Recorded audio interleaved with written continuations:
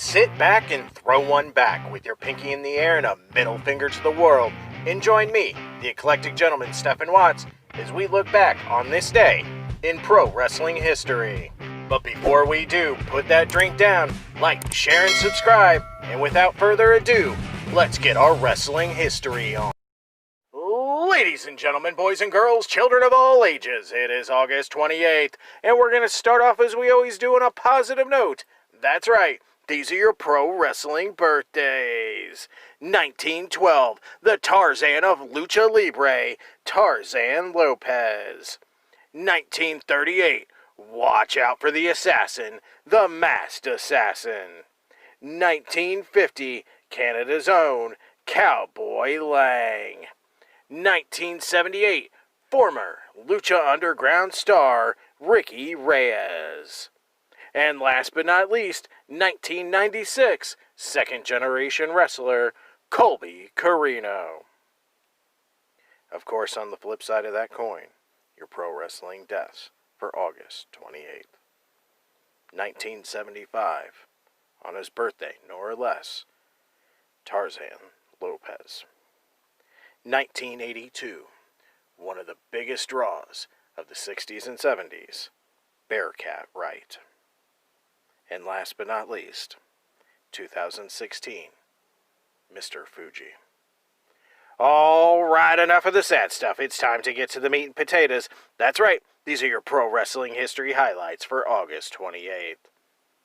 A short trip in the Wayback Machine today as we start in 1986, where we see Wahoo McDaniel defeat Tully Blanchard for the NWA National Heavyweight title in Los Angeles, California. Wahoo would be the final national champion as he would lose a title unification match to U.S. champion Nikita Koloff 1 month later. Leaping ahead 3 years to 1989, the WWF held their SummerSlam pay-per-view at the Meadowlands in East Rutherford, New Jersey, with a main event of Hulk Hogan and Brutus Beefcake with Elizabeth defeating Randy Savage and Zeus with Sherry Martel when Hogan pinned Zeus after he hit Martel's loaded pocketbook. After the match, Elizabeth cut off the fake ponytail of Martel. Grabbing my flannel and going to the decade of grunge, 1994. Shawn Michaels and Diesel defeat the Head Shrinkers for the WWF World Tag Team titles in Indianapolis, Indiana. The Head Shrinkers would be the final tag team champions, managed or advised by Captain Lou Albano. And last but not least on our short trip, 1995, PG-13 defeat Terry Gordy and Tracy Smothers in a tournament final for the USWA Tag Team titles in Memphis, Tennessee, starting their 9th reign as champions. The belts had been stripped of the previous champions, the Heavenly Bodies, after a controversial match with PG-13 on August 21st.